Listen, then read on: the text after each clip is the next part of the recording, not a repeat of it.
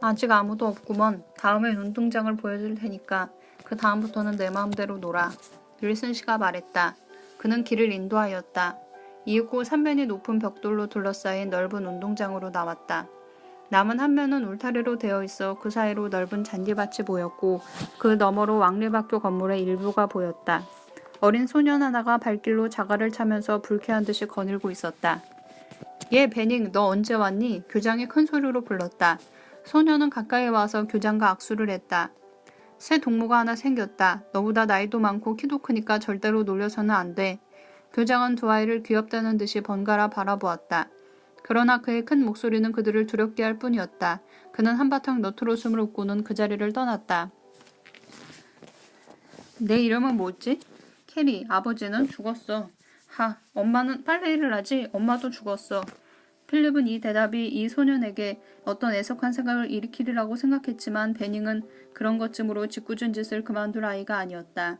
그럼 너의 엄마는 전에 빨래일을 했지? 그는 말을 이었다. 응, 필립은 은근히 화를 내며 대답했다. 그럼 너의 엄마는 빨래하는 여자였구나? 아니야, 아니라니까. 그러면 빨래 안 했단 말이지? 이 소년은 자기의 논법이 성공하자 기쁨으로 의기양양해졌다. 이후 그는 필립의 발에 시선을 돌렸다. 너 발이 왜 그러니? 필립은 본능적으로 발에 눈이 가게 되었다. 난 저른 발이야. 그가 대답했다. 왜 그렇게 됐어? 처음부터 그래. 조금만 보여줘. 아니 싫어. 그럼 좋아. 이렇게 말하는 것과 동시에 그 소년은 발길로 필립의 정강이를 세게 걷어찼다. 필립은 전혀 예기치 않았기 때문에 막아낼 수도 없었다. 너무 아파서 숨이 막힐 것 같았다. 그러나 아픔보다 더한 것은 놀라움이었다. 그는 베닝이 왜 그렇게 걷어찼는지 도무지 알 수가 없었다. 주먹으로 그의 눈두덩을 꺼멓게 멍들게 해줄 마음의 여유도 없었다. 더욱이 그 소년은 필립보다 작은 애였으며 소년 신문에서 자기보다 작은 애를 때린다는 것은 비겁한 짓이라는 것을 읽은 적이 있었다. 필립이 아픈 정강이를 어루만지고 있을 때 또 한 소년이 나타나자 필립을 괴롭힌 베닝은 그와 함께 그 자리를 떠나버렸다. 잠시 동안 그들 두 소년은 필립 자신에 대한 이야기를 하는 눈치였으며 그의 발을 보고 있는 것만 같아서 필립은 얼굴이 뜨거워지고 불쾌해졌다.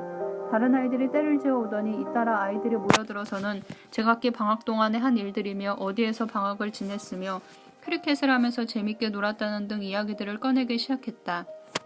서너 명의 신입생이 보였고 이들과 함께 필립도 어느 사이에 이야기를 하게 되었다. 그의 태도는 퍽 수줍었고 초조했다. 무엇인가 재미있는 이야기를 즐겁게 하려 했으나 무슨 말을 해야 할지 생각이 떠오르지 않았다. 그 애들은 여러 가지로 필립에게 말을 걸었고 필립은 기꺼이 대답을 해주었다. 한 소년이 크리켓을 할 줄 아느냐고 물었다. 못해, 나는 절름발이야. 필립이 힘없이 대답했다. 그 소년은 재빨리 아래를 내려다보고는 얼굴을 붉혔다. 필립은 그 애가 공연한 말을 물었다는 듯이 겸연쩍어 한다는 것을 알았다. 그 아이는 수줍어서 잘못했다는 말도 하지 못하고 미안하다는 듯이 필립을 바라보았다. 시간이 지남에 따라 필립의 불구의 다리는 더 이상 흥미를 끌지 않게 되었다. 그것은 어떤 아이의 머리털이 붉다든지 혹은 어떤 애는 지나치게 살이 쪘다는 것과 마찬가지로 당연한 것으로 여기게 되었다. 그러나 한편 그는 지나치게 민감해졌다. 절뚝거리는 것이 되도록 나타내지 않도록 그는 될 수만 있으면 뛰지 않으려 했으며 독특한 걸음걸이로 걸었다. 다른 아이들의 주의를 끌지 않기 위하여 성한 발 뒤에 병신발을 숨기고는 될수록 가만히 서 있었으며 남이 흉을 보지는 않나 하여 눈치만 살폈다. 다른 아이들과 같이 운동 경기에 한몫 낄 수도 없었으므로 그들의 생활은 그에게는 아주 동떨어진 것이 되고 말았다. 다만 다른 아이들이 노는 것을 바라보고 즐길 수밖에 없었다. 그래서 그들과의 사이에 장벽이 가로막힌 것 같았다. 때때로 아이들은 필립이 축구를 하지 못하는 것은 그의 잘못이라고 생각하는 것 같았으나 그때에도 그들을 이해시킬 수가 없었다. 그는 대개 혼자 있었다. 처음에는 이야기를 많이 하는 편이었지만 점점 말수가 적어졌다. 그리하여 그는 다른 아이들과 자기는 전혀 다르다고 생각하게 되었다. 어느덧 2년이 지나서 필립은 12살이 되었다. 그는 초급반에서 성적이 2, 3등 안에 들었으며 크리스마스를 지나면 몇몇 애들이 본가로 가게 되었으므로 그때는 그가 최우등생이 될 참이었다. 그는 많은 책을 상품으로 받았다. 학교에 문장이 들어있고 화려한 장정의 책들이었으나 질이 나쁜 종이에 인쇄한 내용이 형편없는 책들이었다. 이와 같은 일들 때문에 아이들은 그를 놀리지 않게 되었다. 그래서 그는 이제 불행하지 않았다. 한편 친구들은 그의 이러한 성공을 그의 불구의 탓이라고 하여 시기하려 하지도 않았다. 어쨌든 그가 상을 타는 것은 아주 쉬운 일이야. 그앤 공부하는 것밖엔 할 일이 없거든. 그들은 이렇게 말하는 것이었다. 이젠 윌슨 교장에 대한 두려움도 없어졌다. 윌슨 씨의 큰 목소리에도 익숙해졌고 교장 선생님의 무거운 손이 어깨에 놓일 때면 필립은 막연하나마 그의 사랑을 느끼게 되었다. 그는 지력보다도 학자로서의 성공에 필요한 기억력을 가지고 있었다. 그가 예비교를 수료할 때 어김없이 장학금을 타게 되리라고 윌슨 씨가 은근히 기대하고 있다는 것도 알게 되었다. 그러나 필립은 자아의식이 강해져 있었다. 갓난아이는 자기 몸이 주위 사물에 속한 것이며 자기 자신에 속한 것이라는 것을 깨닫지 못한다. 그래서 갓난아이는 자기의 발가락이 옆에 놓여있는 딸랑이와는 달리 자기 몸의 일부분이라는 것을 알지 못하고 발가락을 만지작거리며 노는 것이다.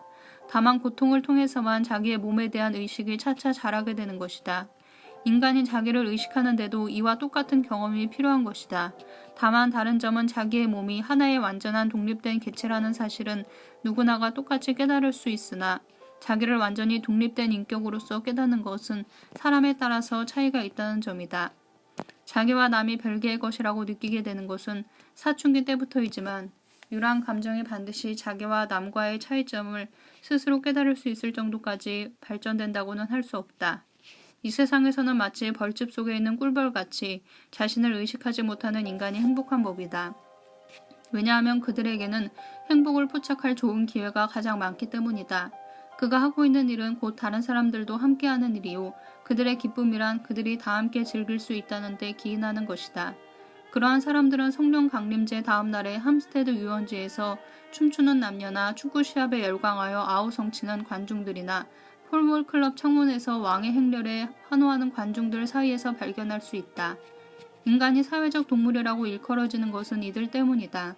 천진난만한 어린 필립은 그가 절름발이라고 해서 받는 조롱을 통하여 강한 자아의식을 발전시켜 나갔다. 그가 처해 있는 환경은 너무나도 특수한 것이어서 보통의 문제를 해결할 수 있는 어떠한 기존의 방법도 그에게는 적용될 수가 없었다. 그는 모든 것을 자기 혼자서 궁리할 수밖에는 별 도리가 없었다. 의미도 잘 모르며 읽은 많은 책들은 그로 하여금 더 많은 공상에 잠기게 했다. 번민과 부끄러움이 가득 찬 그의 마음 한구석에는 알 수 없는 그 무엇이 움트고 있었다. 희미하나마 그는 자기 자신의 개성을 알게 되었다. 그러나 오히려 그것은 때때로 그를 놀라게 했다. 그는 자기도 모르는 사이에 일을 저지르고는 나중에 왜 자기가 그랬을까 하고 생각해보는 것이었으나 도무지 알 수가 없었다. 그 당시 일종의 종교적인 풍조가 학교를 휩쓸었다. 품이 없는 말을 쓰는 것을 들어볼 수가 없었고 어린 소년들의 사소한 행동이라도 용서되지 않았다. 커다란 소년들은 중세의 귀족들처럼 완력으로 약한 애들을 도덕적인 방향으로 이끌고 나갔다. 새로운 것이라면 무엇이든 받아들이기에 여념이 없는 필립은 신앙심이 대단히 두터워졌다. 얼마 안 되어 그는 성서협회에 가입할 수 있다는 말을 듣고 곧 런던으로 안내서를 붙여달라는 편지를 보냈다. 안내서에는 지원자의 이름과 연령, 학교 등을 기입하게 되어 있는 용지와 1년 동안 매일 저녁 지정된 성경 구절을 읽겠다는 엄숙한 서약서가 들어있었다. 그리고 반 크라운을 보내라는 청구서가 있었는데 이것은 회원이 되고자 하는 지원자의 열의를 시험하기 위한 것이고 한편 협회의 사무 비용을 충당하기 위하여 요구하는 것이라고 설명되어 있었다. 필립은 지체 없이 지원서와 돈을 보냈고 대신 매일 읽어야 할 성경 구절을 지정하여 인쇄한 1페니 정도의 캘린더와 한쪽에 선한 목자 그리스도와 양의 그림이 있고 다른 한쪽에는 매일 성경을 읽기 전에 드려야 할 짧은 기도문이 적혀있는 가장자리가 붉은 줄로 화려하게 장식된 종이 한 장도 받았다. 그는 매일 밤 가스등이 꺼지기 전에 예정된 일과를 마칠 수 있도록 재빨리 잠옷을 갈아입었다. 그는 다른 책을 읽을 때와 마찬가지로 별다른 비평을 가하지도 않고 성경 속에 있는 잔인, 기만, 망언, 무성의, 교활 등에 관한 이야기를 열심히 읽었다. 이러한 일이 만약 그의 실생활에서 일어났더라면 무서운 공포를 일으켰을 것이나 그는 그저 아무 생각 없이 읽어나갔다. 왜냐하면 그 모든 죄악은 하나님의 직접적인 계시 아래서 행해진다고 생각되었기 때문이다. 구약 성서와 신약 성서를 번갈아 읽는 것이 성서협회의 방침이었다. 어느 날 밤 그는 다음과 같은 예수 그리스도의 말을 접하게 되었다.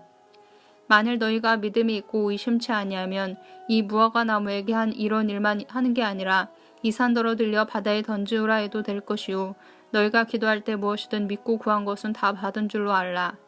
이 성경 구절이 필립을 특별히 감동시킨 것은 아니었으나 2, 3일 후 일요일이 되자 목사가 설교를 할 때 우연히도 이 성경 구절을 택하게 되었다. 왕래박교 학생들은 성가대석에 앉아 있었고 설교단은 한 구석에 있었으므로 설교자는 그들과 거의 등지고 있게 되었다.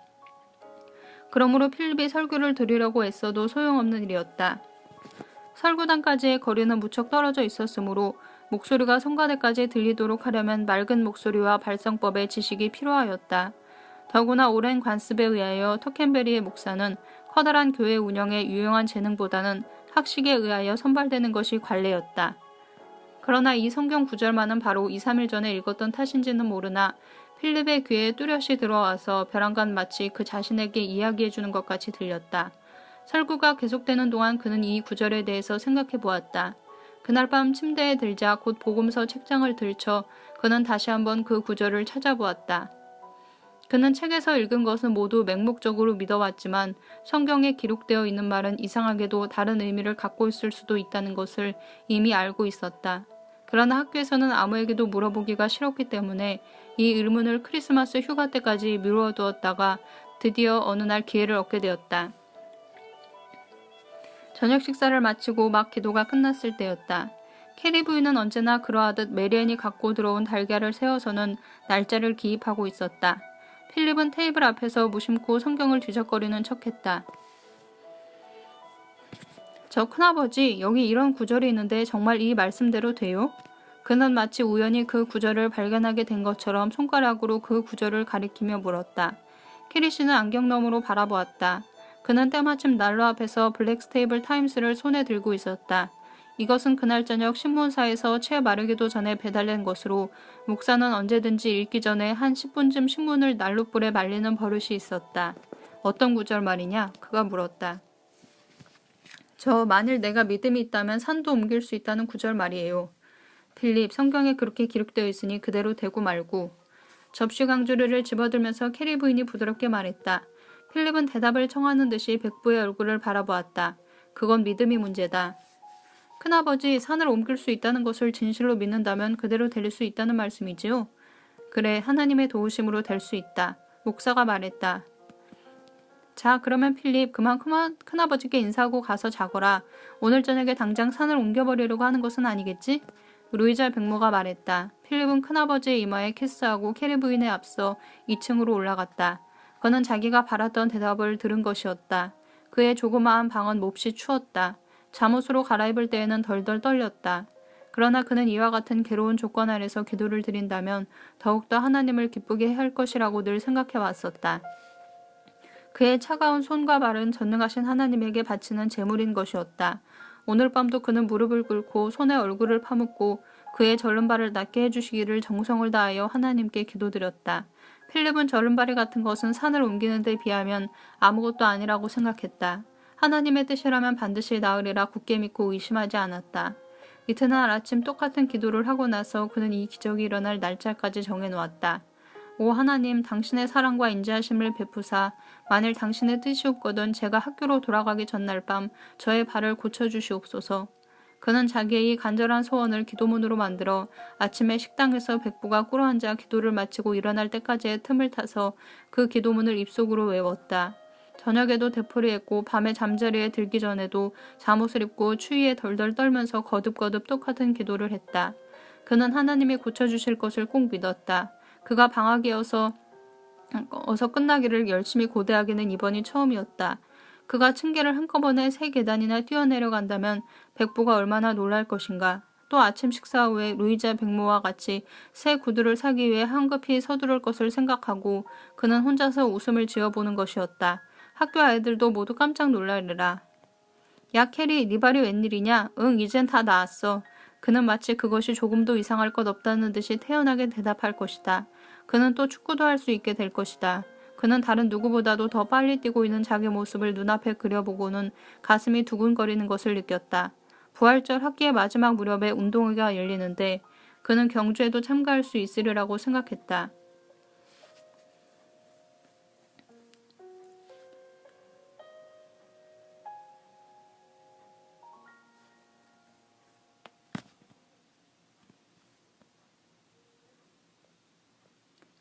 다른 애들과 똑같이 된다면 그 얼마나 신나는 일일까.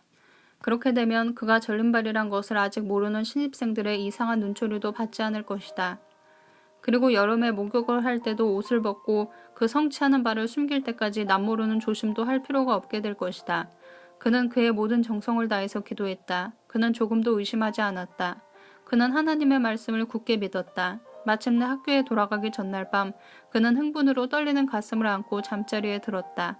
밖에는 눈이 소복히 내렸으며 루이자 백모도 이날 밤만은 보통 때와 달리 자기 침실에 불을 피우게 했으나 필립의 작은 방은 이날도 몹시 추웠다. 손이 곱아서 칼날을 풀 수도 없었다. 이빨이 딱딱 마주쳤다. 하나님의 주의를 끌기 위해서는 보통 때와는 다른 무엇을 해야겠다는 생각이 문득 머리에 떠올라 침대 앞에 있는 양탄자를 걷어치우고 마룻바닥에 무릎을 꿇었다. 잠옷을 입는다는 것도 마음이 약한 표시라 생각하고 하나님의 마음을 기쁘게 하지 못하리라는 생각에서 잠옷마저 벗어버리고 발가숭이로 기도를 했다. 그가 자리에 누웠을 때는 너무나 추워서 잠을 이룰 수가 없었으나 한번 잠이 들어버리자 그는 이튿날 아침 메리앤이 더운 물을 가지고 와서 그를 흔들어 깨울 때까지 잤다. 그녀는 커튼을 걷으면서 필립에게 말을 걸었으나 그는 대꾸하지 않았다. 그는 이날 아침이 바로 그 기적이 이루어질 아침이라는 것을 알았다. 가슴은 기쁨과 감사로서 가득했다. 무엇보다도 우선 손을 뻗쳐서 지금은 완전하게 나았을 발을 만져보고 싶었던 것이다. 그러나 그렇게 하는 것조차도 하나님의 사랑을 의심하는 것만 같았다. 그는 발이 완전히 나았으리라고 믿었다. 마침내 그는 떨리는 마음으로 오른쪽 발가락을 왼발에 슬쩍 대보았다. 그리고는 손을 뻗쳐서 그 발을 만져보았다. 메리앤이 기도하려고 식당에 들어가려 할 때 필립은 쩔뚝거리며 계단을 내려가서 아침 식탁에 앉았다. 필립, 넌 오늘 아침 웬일인지 조용하구나. 루이자 백모가 말했다. 아마 내일부터 학교에서 먹어야 할 식사 생각을 하고 있는 모양이지. 백부가 말했다. 필립은 가끔 엉뚱한 대꾸를 잘하여 백부를 화나게 하곤 했다. 백부는 그건 얼빠진 공상의 나쁜 버릇이라고 말해왔다. 지금 필립은 또 엉뚱한 말을 꺼냈다. 저 말이지요, 큰아버지. 하나님께 어떤 일을 해달라고 기도드릴 때 가령 산을 움직이는 것 같은 것 말이에요. 정말 그것이 이루어질 것을 굳게 믿는데도 원하는 대로 이루어지지 않는다면 그건 무엇 때문일까요? 넌 정말 이상하구나. 요전에도 산을 움직이느니 뭐니 하고 묻더니 루이자 백모가 말했다. 그건 내 믿음이 부족하다는 것을 뜻하는 거야. 백부는 대답했다. 필립은 이 설명을 참말이라 생각했다. 하나님이 발을 고쳐주시지 않은 것은 그의 믿음이 진실하지 못했기 때문이었던 것이다. 그러나 어떻게 그 이상 신앙을 가질 수 있단 말인가? 그는 알 수가 없었다. 아마 하나님께 충분한 시간적 여유를 드리지 않았던 탓이리라. 그는 기껏 19일 동안 하나님께 기도했던 것이다. 이번에는 부활절까지 기한을 정하고 2, 3일 후부터 다시 기도를 시작했다. 하나님의 아들이 영광 중에 부활하신 날이므로 하나님도 기뻐하실 것이요 더욱 자비로운 마음이 내킬 것이라 생각했다. 그러나 이제 필립은 그의 소원을 이루는데 지금까지와는 다른 새로운 방법을 사용했다. 즉 초승달이나 얼룩말을 보고는 자기 발이 낫게 해달라고 빌었다. 때로는 유성을 찾으려고 하늘을 열심히 쳐다보기도 했다. 초승달, 얼룩말, 유성을 보면 소원이 이루어진다는 미신이 있음. 학교에서 외박 허가를 받고 목사관에 돌아와서 닭고기를 먹을 때는 루이자 백모와 같이 창사코를 잡아당기며 그의 발에 낫기를 빌었다. 창사코를 두 사람이 서로 잡아당겨 긴 쪽을 얻은 사람은 소원이 성취된다는 미신이 있음. 그는 자기도 모르는 사이에 이스라엘의 신보다 더 오래된 영국 민족의 신들에게 호소하고 있었다. 생각만 나면 하루에도 몇 번씩 똑같은 말로 써 전능한 하나님께 열심히 기도했다. 어떻든 똑같은 말로 몇 번이고 되풀이하여 기도하는 것이 매우 중요한 일이라고 그는 생각했다. 그러나 얼마 안 가서 이번에도 자기의 믿음이 부족하지는 않을까 하는 의심이 생기기 시작하는 것을 막을 수가 없었다. 그는 그 자신의 경험을 보편적 원칙 이하인 것처럼 생각하게 되었다. 완전한 신앙을 가진 사람은 결국 하나도 없는 것이 아닌가. 그는 혼자 중얼거렸다. 그것은 마치 유모가 가끔 그에게 들려주던 소금의 이야기, 소금을 새 꼬리에 얹기만 하면 어떤 새라도 잡을 수 있다는 이야기와 같은 것이었다. 그는 작은 소금 주머니를 갖고 켄싱턴 공원으로 간 일이 있었으나 아무리 소금을 새 꼬리에 놓으려고 해도 새 곁으로 가까이 갈 수가 없었던 것이다. 그는 부활절이 돌아오기도 전에 그 기도를 그만두었다. 필립은 자기를 속인 백부에 대하여 내심 분한 마음을 금할 수가 없었다. 산을 옮길 수 있다는 성경 구절도 역시 말과 뜻이 다른 이야기에 하나에 지나지 않았다. 그는 백부가 자기를 농락한 것이라고 생각했다. 필립이 13살 되던 해에 입학한 터켄베리의 왕립학교는 오랜 전통을 자랑했다. 선생들은 때때로 타임스나 가디언지에서 읽을 수 있는 교육계의 새로운 사조를 절대로 용납하지 않았으며 이 왕립학교의 오랜 전통만은 어떤 일이 있더라도 굳게 지켜나가기를 진정 원하였던 것이다. 필요 없는 사어를 너무나 철저하게 가르쳤으므로 이 학교를 거쳐나간 학생들은 훗날에 호머나 베르길리우스를 생각만 해도 진저리가 날 지경이었다.